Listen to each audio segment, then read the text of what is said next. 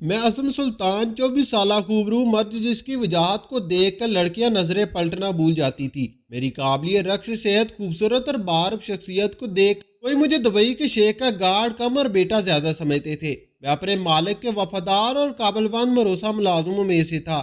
شیخ صاحب کی معمولی سی بات میرے لیے حکم کا درجہ رکھتی تھی۔ میرے باپ نے تمام عمر شیخ صاحب کی نمک حلالی کی تھی۔ میری رگوں میں بھی وہی خون دوڑتا تھا۔ میں نے جب سے ہوش سنبھالا تھا شیخ صاحب کی سرپرستی میں ہی خود کو دیکھا تھا۔ میرے والد ان کے ملازم تھے اور شیخ صاحب کا شمار دبئی کے امیر ترین لوگوں میں ہوتا تھا۔ میں ان کے ملازم کا بیٹا تھا، لیکن انہوں نے مجھے اپنے بیٹے کی طرح ہی پالا تھا۔ میری پیدائش پر میری والدہ انتقال کر گئی تھی۔ میرے والد اس وقت پاکستان آئے اور میری والدہ کو سپرد خاک کر کر مجھے دبئی لے آئے۔ میں اپنے والد کے ساتھ ہی ان کے کوارٹر میں رہتا تھا۔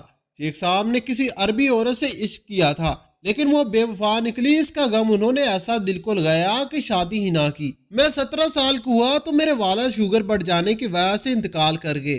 اس کڑے وقت میں شیخ صاحب نے ہی مجھے سنبھالا تھا، مجھے سینے سے لگایا، میرے آنسو کو پہنچا تھا۔ انہوں نے مجھے تعلیم بھی دلوائی تھی۔ ہر معاملے کو ان کے کہنے کے مطابق ہی میں لے کر چلتا تھا۔ میری زبان جی مالک جی کہتے تھکتی نہ تھی۔ وہ کہتے اعظم دن کو رات کہہ دو تو میں کہتا جی مالک۔ مالک جو آپ نے کہا وہی ٹھیک ہے۔ وہ میرے محسن تھے، میرے مائی باپ سے۔ میں ان کی کسی بات سے بھی اصراف نہیں کر سکتا تھا۔ میں ہی ان کا ڈرائیور تھا اور میں ہی ان کا گارڈ تھا۔ وہ جب بھی باہر جاتے میں ان کے ساتھ ہوتا، وہ گھر ہوتے تو میں ان کی خدمت گزاری میں ان کے سامنے کھڑا رہتا۔ میں نے آج تک کبھی نظریں اٹھا کر ان کے چہرے کی طرف نہیں دیکھا تھا۔ ان کے سامنے میری گردن ہمیشہ ان کے احساس تلے جھکی رہتی تھی۔ ان کی عمر 60 سال کی تھی اور میں 24 سال کا کڑیل جوان۔ شیخ صاحب کا شمار چونکہ دبئی کا عمرہ میں ہوتا تھا، اس لیے ان کے دشمن بھی بے شمار تھے۔ اس لیے جب وہ باہر رہتے میں ان کے ساتھ ساتھ کسی سائے کی طرح رہتا تھا۔ اگر ان پر حملہ ہوتا تو سب سے پہلے گولی میرے سینے پر لگے۔ یہ میری نمک حلالی تھی۔ وہ اکثر چند ماہ بعد ہی پاکستان اپنے گاؤں ضرور جاتے تھے، چند دن وہاں گزارتے اور پھر واپس آ جاتے۔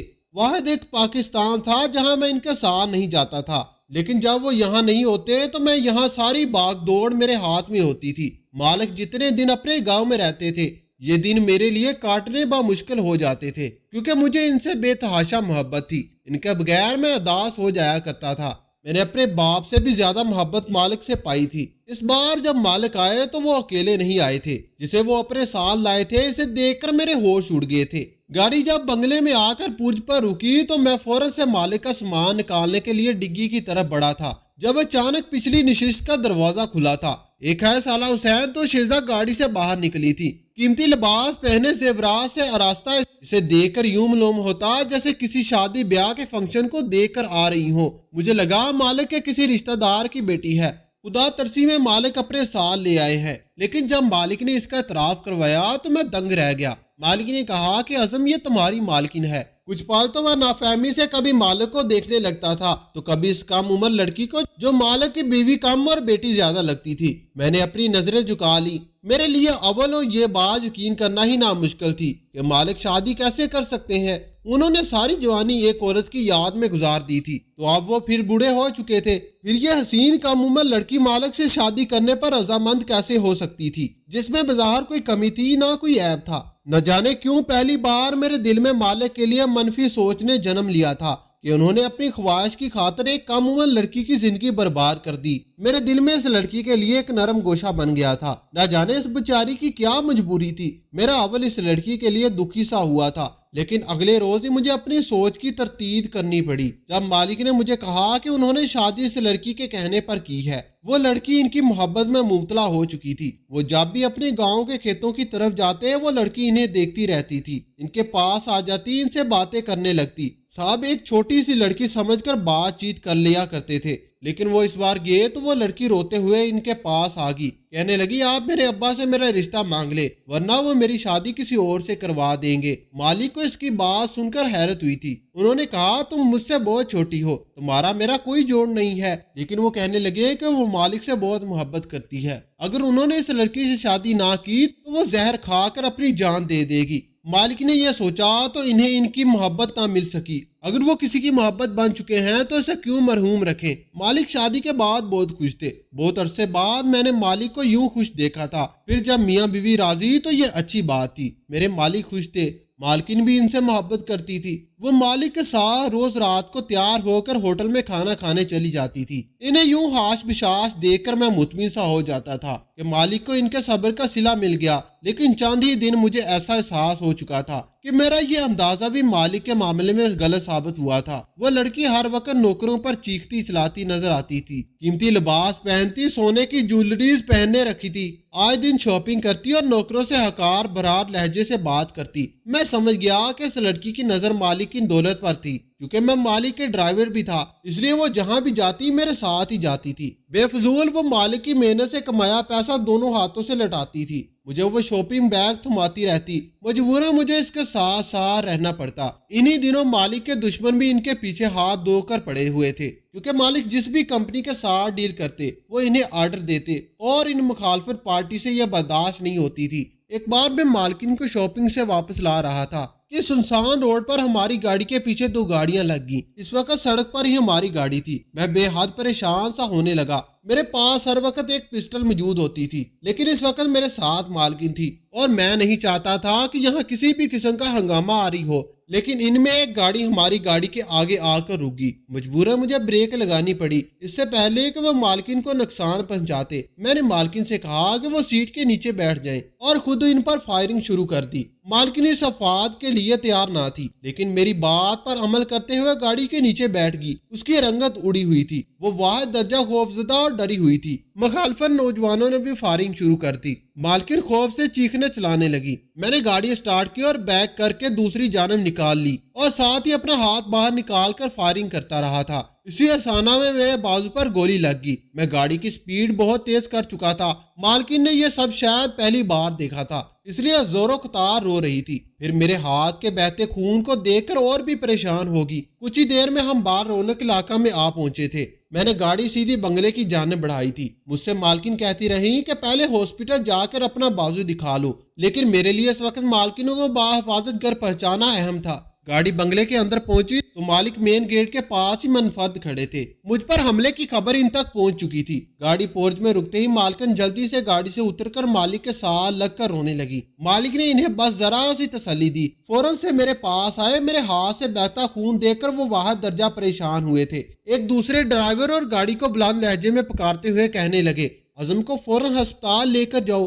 میرے بچے کو کچھ ہونا نہیں چاہیے۔ ان کے چہرے پر میرے لیے ایسی پریشانی اور فکر تھی۔ میں ہاسپٹل چلا گیا۔ گولی میرے بازو کو چھو کر گزری تھی۔ جب گھر آیا تو مالک کو اپنے لیے منتظر پایا تھا۔ مجھ سے کہنے لگے، تم نے اپنی جان پر کھیل کر میری بیوی کو بچایا ہے، میں تمہارا بہت احسان مند ہوں۔ میں نے کہا، یہ میرا فرض تھا۔ مالک، آپ احسان کا نام لے کر مجھے میری نظروں سے کیوں گزار رہی ہیں؟ میں نے مالک کا ہاتھ تھام کر محبت سے اپنے لبوں پر لگائے تھے۔ انہی دنوں جو بات میں نے محسوس کی وہ یہ تھی کہ مالکن کا رویہ مجھ سے بدلنے لگا تھا۔ وہ کبھی میرے لیے یخنی بنا کر ملازمہ کے ہاتھ بھیجتی، کبھی خود بھی میرے کوارٹر میں آ کر میری خیریت پوچھتی۔ ان کے اس قسم کے رویے سے باقی ملازم مجھ پر شک بھری نظروں سے دیکھتے کہ تم پر اتنی مہربانی کیوں ہے؟ ہمارے ساتھ تو ان کا رویہ بہت سخت گہر قسم کا ہوتا ہے۔ میں نے اس بات پر زیادہ توجہ نہیں دی۔ مالک نے ان لوگوں پر کیس کر دیا جنہوں نے حملہ کیا تھا۔ وہ پولیس کی کسٹڈی میں تھے۔ میں ٹھیک ہوتے ہی اپنی ڈیوٹی پر آ چکا تھا، لیکن باہر کہیں بھی جاتے ہوئے مالکن کا رویہ میرے ساتھ بہت اچھا ہونے لگا تھا۔ لیکن جو بات مجھے پریشان کر رہی تھی وہ یہ تھی کہ وہ مجھے اب عجیب نظروں سے دیکھنے لگی تھی۔ میں اس کی نظروں سے الجھنے لگا تھا۔ ایک بار تو اس لڑکی نے ہاتھ ہی کر دی۔ وہ شاپنگ کرنے کے بعد گاڑی میں پیچھے بیٹھنے کی بجائے میرے ساتھ فرنٹ سیٹ پر بیٹھ گئی۔ میں نے حیرت سے اس کی طرف دیکھا۔ میں نے کہا، مالکن، آپ پیچھے جا کر بیٹھ جائیں۔ وہ کہنے لگی، مجھے تم سے کچھ کہنا ہے۔ میں نے کہا، آپ کو جو بھی کہنا ہے آپ پیچھے بیٹھ کر بھی کہہ سکتی ہیں۔ لیکن میرے ہوش اس وقت اڑے جب اس لڑکی نے میرا ہاتھ پکڑ لیا۔ میں تو شدت سے رہ گیا تھا۔ وہ کہنے لگی کہ تم مجھے اچھے لگنے لگے ہو، میں تم سے محبت کرنے لگی ہوں۔ بات کچھ ایسی غیر متوقع تھی کہ بے اختیار میرا ہاتھ اس لڑکی پر اٹھ گیا۔ میں نے کہا، شرم نہیں آتی تمہیں ایسی بات نوکر سے کرتے ہوئے؟ تم میرے مالک کی بیوی ہو، میرے لیے قابل احترام ہو۔ مالک کے نکاح میں ہوتے ہوئے تم کیسے ان کے ساتھ بے وفائی کر سکتی ہو؟ آئندہ اپنی حد میں رہنا۔ میں نے مالک کے علاوہ تمہیں کسی کے ساتھ بھی دیکھا تو گولی مار دوں گا، اب جاؤ اور پیچھے جا کر بیٹھو۔ میں اس قدر غصے میں تھا کہ ضابط کرنا ہی مشکل تھا۔ میرے ہوتے ہوئے میرے مالک کو کیسے کوئی دھوکہ دے سکتا تھا؟ وہ مجھے کینہ توڑ نظروں سے دیکھتے ہوئے پچھلی نشست پر جا کر بیٹھ گئی، لیکن اس کے بعد جو کچھ اس نے میرے ساتھ کیا، میرے پاس وہ الفاظ نہیں تھے کہ اس اذیت کو بیان کر سکوں۔ اگلے روز مالک کو پاکستان چند دن کے لیے جانا تھا۔ ان کی خواہش تو یہی تھی کہ ان کی بیوی ان کے ساتھ واپس جاتی، لیکن اس نے جانے سے صاف انکار کر دیا۔ مالک مجھ سے کہہ کر گئے کہ میں مالکن کا خاص خیال رکھوں۔ میں مالک کو ایئرپورٹ چھوڑنے آیا تھا جب میرے کوارٹر میں ملازمہ آئی اور مجھ سے کہنے لگی کہ تمہیں مالکن ملا رہی ہے۔ میں اٹھ کر لونچ میں چلا گیا۔ وہ بڑے غصے سے صوفے پر بیٹھی تھی، کہنے لگی گھر کی صفائی کرو۔ اس کی بات اتنی غیر متوقع سی تھی کہ میں حیرت سے اسے دیکھنے لگا۔ میں ان کا خاص ملازم تھا، بالکل بیٹے کی طرح، اور وہ عورت مجھے ملازمین کا ہوتے ہوئے صفائی کہہ رہی تھی۔ میں نے کہا یہ میرا کام نہیں ہے۔ میری بات پر وہ چلا کر بولی کہ میں اس گھر کی مالکن ہوں، اس لیے میری بات ماننا تمہارا کام ہے۔ میں اس جاہل اور گمنڈ لڑکی سے بحث نہیں کرنا چاہتا تھا، اس لیے گھر کی صفائی کرنے لگا۔ وہ شاید مجھے جھکا کر اپنی انا کی تسکین کرنا چاہتی تھی۔ میں نے گھر کی صفائی کر دی، لیکن چونکہ یہ میرا کام نہ تھا، اس لیے مجھے اس کام میں کوئی کافی درکست محسوس ہوئی تھی۔ وہ وہیں صوفے پر بڑی بیٹھی تھی، کہنے لگی شیخ صاحب جب تک واپس نہیں آتے تم گھر کے اندر گیسٹ روم میں سو گے۔ اس کی یہ بات تو کبھی میں مان ہی نہیں سکتا تھا۔ میں نے صاف انکار کر دیا۔ اس نے اپنے غصے سے سرخ آنکھیں میری آنکھوں میں گاڑ دی، نہایت غضبناک لہجے میں بولی، کہنے لگی نوکر ہو اس لیے اپنی اوقات میں بولو، میری بات کی کوئی مخالفت کرے میں برداشت نہیں کر سکتی۔ پھر اپنے ہاتھ میں پکڑے موبائل سے مالک کو فون کر کے کہنے لگی کہ آپ کو میری پرواہ نہیں ہے۔ آپ جانتے ہیں اس واقعے کے بعد مجھے کتنا خوف آتا ہے، ایسا لگتا ہے وہ لوگ گھر آ کر مجھ پر حملہ کر دیں گے۔ اس لیے اعظم سے کہے کہ جب تک آپ نہیں آ جاتے وہ گھر کے اندر سویا کرے، تاکہ اگر کوئی چور چکا اندر آ جائے تو وہ مجھے بچا سکے۔ مجھے تو اس نے صاف انکار کر دیا ہے۔ میری بات کی تو اس گھر میں کوئی اہمیت نہیں ہے۔ مجھے آپ کے ملازم آپ کے پیچھے سے ایک غیر کسان کی بیٹی سمجھتے ہیں، مجھے مالکن کا درجہ نہیں دیتے۔ لیا کہہ کر اس نے فون مجھے تھما دیا۔ میں اس کے دوغلے چہرے کو دیکھ کر حیران ہوا تھا۔ میں نے فون کان پر لگایا تو مالک نے مجھے کہا کہ تم گھر کے اندر ہی سو جایا کرو اور اس روبت کی بات بھی نہ ٹالا کرو، وہ کم عمر ہے، نادان ہے، پہلی بار ایسے ٹھاڑ دیکھے ہیں، اس لیے اسے روز جمانا پسند ہے۔ میں نے کہا جی مالک، جو آپ کا حکم۔ میں نے وہ فون اس لڑکی کی طرف بڑھا دیا۔ موبائل پکڑ کے اس نے اپنے ہاتھ میں پکڑا ٹیشو زمین پر پھینک دیا، کہنے لگی اسے اٹھا کر کچرے کی باسکٹ میں ڈالو۔ میں جانتا تھا کہ وہ مجھ سے اپنی اناہت کا بدلہ لینا چاہ رہی ہے۔ میں نے خاموشی سے وہ ٹیشو اٹھایا اور باسکٹ میں ڈال دیا اور لون سے باہر نکل گیا۔ لیکن یہ بات یہیں تک ختم نہیں ہوتی تھی۔ اس لڑکی نے تو میرا جینا دور کر کے رکھ دیا تھا۔ کبھی مجھے کہتی جا کر میرے لیے چائے بنا کر لاؤ، کبھی اپنے کمرے کی صفائی کروانے لگتی، کبھی کہتی سر جھکائے میرے سامنے کھڑے رہو کیونکہ تم حکم کے غلام ہو۔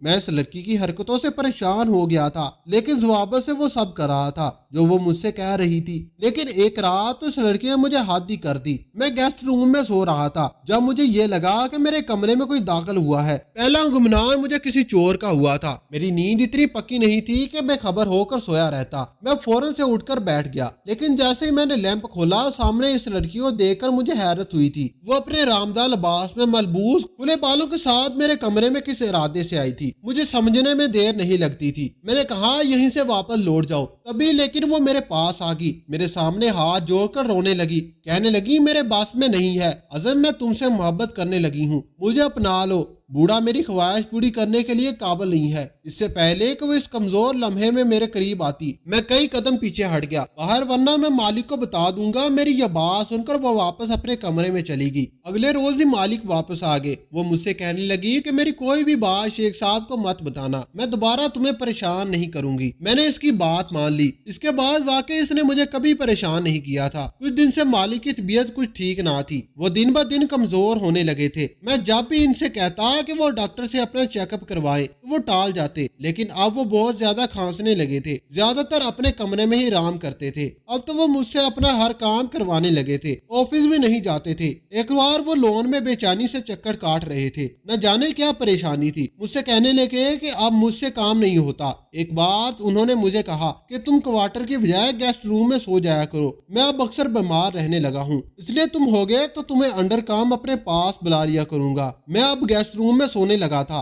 एक रात मेरी प्यास की शिद्दत से आंख खुली तो उठकर मैं किचन में जाने लगा। किचन की लाइट जल रही थी। वह लड़की दूध में न जाने कौन सी पुड़िया डालकर हलाने लगी थी। ये देखकर मुझे इस लड़की पर शक सा होने लगा था कि वो मालिक को कुछ उल्टा सीधा न खिला रही हो। वहीं से पलटकर अपने कमरे में आ गया। मैं बेहद परेशान था। ये लड़की मेरी सोच से ज्यादा खतरनाक थी। सुबह होते ही मैं जबरदस्ती मालिक को डॉक्टर के पास ले गया। इनके सारे टेस्ट करवाए तो मालूम हुआ कि नशे की तेज डोज दी जा रही है। अगले रोज मैंने इस लड़की को नंगे हाथों पकड़ा था। मैंने इसे दूध में वो पुड़िया मिलाते देख लिया था और इसके पास आकर दूध पकड़ा। मैंने इसकी बात को ज्यादा अहमियत नहीं दी। मैंने इस लड़की से कहा कि इसे मेरे सामने पियो। मुझे यूं अचानक से अपने पास खड़ा देखकर वो बुरी तरह से टपसा गई थी। कहने लगी, ये शेख साहब के लिए है। मैंने वो दूध सूंघ कर फेंक दिया। इसने कहा कि तुम ये क्या कर रहे हो। मैंने कहा कि तुम मेरे मालिक को न जाने कौन सी चीजें मिला कर देती हो ताकि वो मर जाए और तुम हर चीज पर कब्जा कर लो। मैंने कहा कि मैं तुम्हारी चोरी पकड़ चुका हूँ। यह सुनकर इसका रंग फक हो गया था।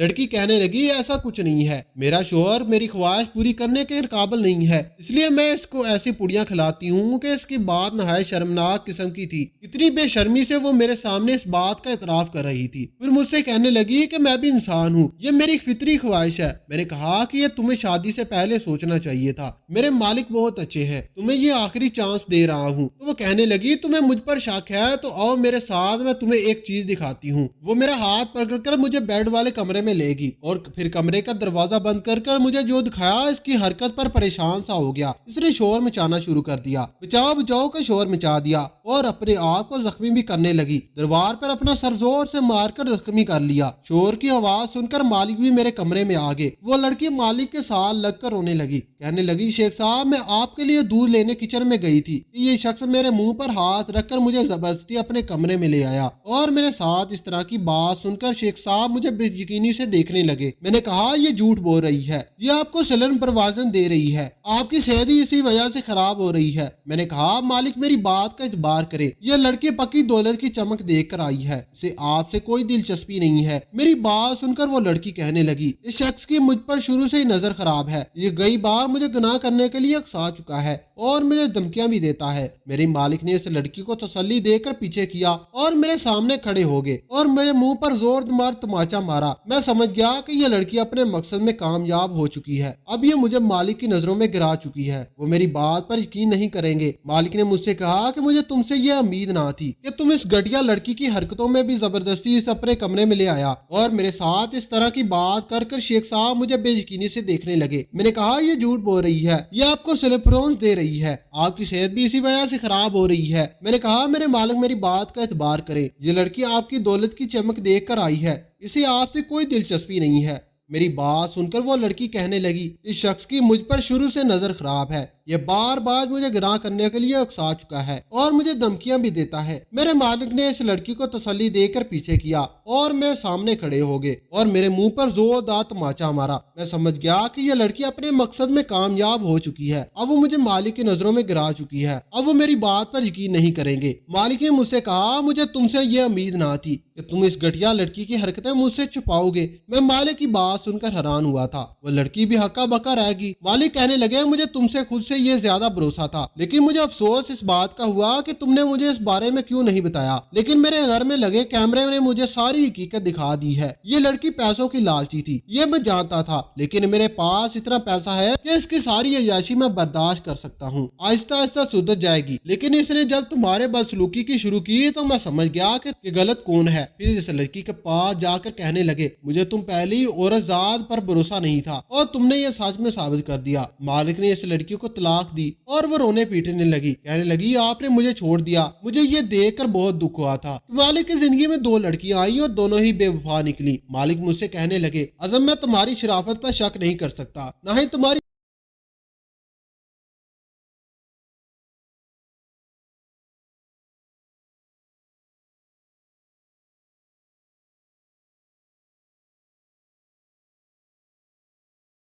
लेकिन मेरे घर में लगे कैमरे ने मुझे सारी हकीकत दिखा दी है। ये लड़की पैसों की लालची थी, ये मैं जानता था, लेकिन मेरे पास इतना पैसा है कि इसकी सारी अय्याशी मैं बर्दाश्त कर सकता हूँ। आहिस्ता आहिस्ता सुधर जाएगी। लेकिन इसने जब तुम्हारे बदसलूकी की शुरू की तो मैं समझ गया कि गलत कौन है। फिर इस लड़की के पास जाकर कहने लगे, मुझे तुम पहले ही औरत पर भरोसा नहीं था और तुमने ये सच में साबित कर दिया। मालिक ने इस लड़की को तलाक दी और वो रोने पीटने लगी, कहने लगी आपने मुझे छोड़ दिया, मुझे ये देखकर बहुत दुख हुआ था। मालिक की जिंदगी में 2 लड़कियां आई और दोनों ही बेवफा निकली। मालिक मुझसे कहने लगे, अज़म मैं तुम्हारी शराफत पर शक नहीं कर सकता, न ही तुम्हारी नमक हलाली पर। यह सुनकर मेरी आंखों से आंसू बहने लगे कि मालिक ने मेरी इस बात पर एतबार कर लिया था, मेरी उम्र भर की वफा पर शक नहीं किया। आपको आज की हमारी ये कहानी कैसी लगी कमेंट बॉक्स में अपनी कीमती राय का इजहार जरूर कीजिएगा। वीडियो पसंद आई हो तो वीडियो को लाइक करें और दूसरों के साथ जरूर शेयर करें। मजीद इस तरह की समकवास कहानियां और वाकयात सुनने के लिए हमारे चैनल को सब्सक्राइब जरूर करें। शुक्रिया। खुदा हाफिज।